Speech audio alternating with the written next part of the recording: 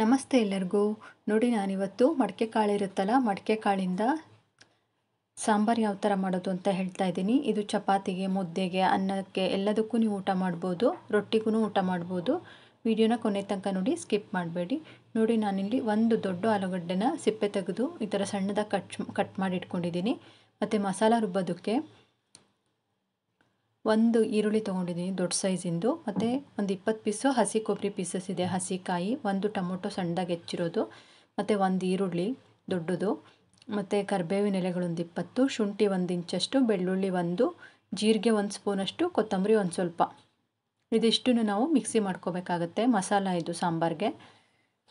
ಈಗ ಒಗ್ಗರಣೆ ಹಾಕೋದು ತೋರಿಸ್ತೀನಿ ನೋಡಿ. ನಾನು ಫಸ್ಟು ಕುಕ್ಕರಲ್ಲೇ ಮಾಡ್ತೀನಿ ನಾನು. ನೀವು ಬಾಣಲಿಲಿ ಬೇಕಂದರೆ ಬಾಣಲಿಲಿ ಮಾಡ್ಬೋದು. ಕುಕ್ಕರಲ್ಲಿ ಮಾಡಿದ್ರೆ 1 ಅಥವಾ 2 ವಿಷಲ್ ಮಾಡಿಸ್ಕೊಂಡ್ರೆ ಸಾಂಬಾರು ರೆಡಿಯಾಗಿ ಹೋಗುತ್ತೆ ನಮ್ಗೆ. ಅದಕ್ಕೋಸ್ಕರ ಒಂದು 4 ಸ್ಪೂನಷ್ಟು ಒಳ್ಳೆಣ್ಣೆ ಹಾಕಿದ್ದೀನಿ ನಾನು. ಇದಕ್ಕೆ ಎಣ್ಣೆ ಸ್ವಲ್ಪ ಬಿಸಿ ಆಗಲಿ. ಅದಾದಮೇಲೆ ಸಾಸಿವೆ ಹಾಕ್ತಾಯಿದ್ದೀನಿ. ಸಾಸಿವೆ ಎಲ್ಲ ಸಿಡ್ದಾದ್ಮೇಲೆ ಒಂದು ಸ್ವಲ್ಪ ಜೀರಿಗೆ ಹಾಕ್ತಾಯಿದ್ದೀನಿ,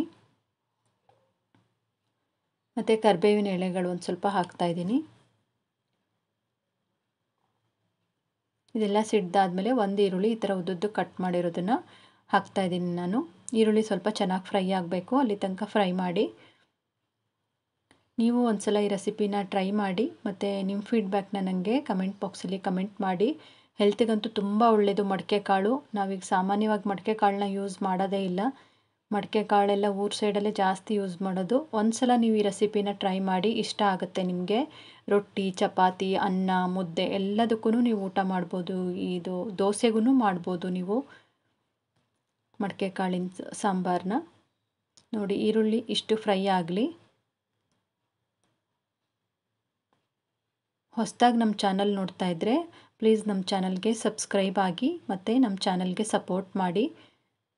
ನಮ್ಮ ಚಾನಲಲ್ಲಿ ಬೇರೆ ಬೇರೆ ತುಂಬ ಹೆಲ್ದಿ ರೆಸಿಪೀಸ್ ಇದೆ, ಎಲ್ಲದನ್ನು ನೋಡಿ ಸಪೋರ್ಟ್ ಮಾಡಿ. ನೋಡಿ, ಆಲೂಗಡ್ಡೆ ಚಿಕ್ಕದಾಗಿ ಕಟ್ ಮಾಡಿ ಇಟ್ಕೊಂಡಿದ್ನಲ್ಲ ಸಿಪ್ಪೆ ತೆಗೆದುಬಿಟ್ಟು, ಆ ಆಲೂಗಡ್ಡೆನ ಇಲ್ಲಿ ಸೇರಿಸ್ತಾ ಇದ್ದೀನಿ. ಆಲೂಗಡ್ಡೆನೂ ಒಂದು 2-3 ನಿಮಿಷ ಫ್ರೈ ಮಾಡಿ ಎಣ್ಣೆಯಲ್ಲಿ.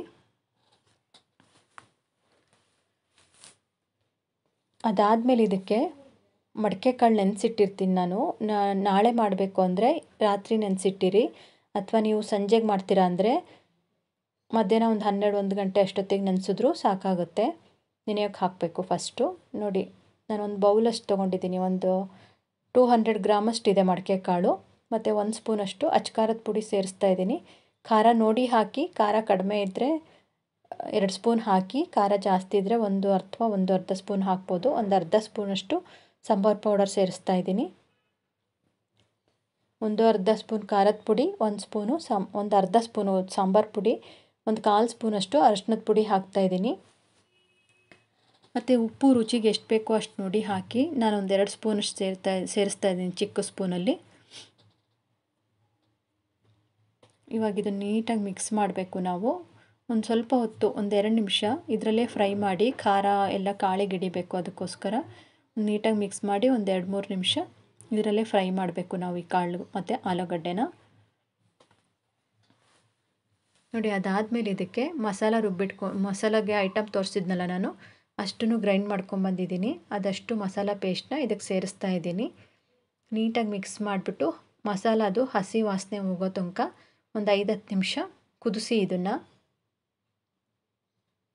ನೋಡಿ, ನೀವು ಚಪಾತಿ, ರೊಟ್ಟಿಗಾದರೆ ಇದೇ ಥರ ಮಾಡ್ಕೋಬೋದು. ಇಷ್ಟು ಗಟ್ಟಿ ಇದ್ದರೆ ಸಾಕಾಗುತ್ತೆ. ನೀವೇನಾದ್ರು ಅನ್ನಕ್ಕೆ ಮತ್ತು ಮುದ್ದೆಗೆ ಮಾಡ್ಕೋತೀರಾ ಅಂದರೆ ಸ್ವಲ್ಪ ನೀರು ಜಾಸ್ತಿ ಸೇರಿಸ್ಬೇಕಾಗತ್ತೆ. ನೋಡಿ, ನೀರು ಸೇರಿಸ್ತಾ ಇದ್ದೀನಿ ನಾನು. ನಿಮಗೆ ಎಷ್ಟು ಬೇಕೋ ಅಷ್ಟು, ಯಾವುದಕ್ಕೆ ಬೇಕೋ ಅದಕ್ಕೆ ನೋಡಿಕೊಂಡು ನೀರನ್ನು ಸೇರಿಸಿ. ಮುದ್ದೆ ಅಥವಾ ಅನ್ನಕ್ಕಾದರೆ ಸ್ವಲ್ಪ ನೀರಿದ್ದರೆ ಚೆನ್ನಾಗಿರುತ್ತೆ. ಚಪಾತಿ, ರೊಟ್ಟಿಗಾದರೆ ಒಂದು ಸ್ವಲ್ಪ ಗಟ್ಟಿ ಇರಬೇಕು ಇದು ಕಾಳ್ದು. ಇಷ್ಟು ನೀರು ಹಾಕಿದ್ದೀನಲ್ಲ ನಾನು, ಕುಕ್ಕರ್ ವಿಷಲ್ ಹೊಡೆದ್ಮೇಲೆ ಮತ್ತೆ ಗಟ್ಟಿ ಆಗುತ್ತೆ ಇದು ಸಾಂಬಾರು.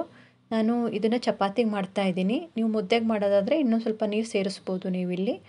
ಇದಿವಾಗ ಕುದಿಬೇಕು. ನೋಡಿ, ಇದಕ್ಕೆ ಮ್ಯಾಗಿ ಮ್ಯಾಜಿಕ್ ಮಸಾಲ ಇರುತ್ತಲ್ಲ, ಅದೊಂದು ಸ್ವಲ್ಪ ಸೇರಿಸ್ತಾ ಇದ್ದೀನಿ.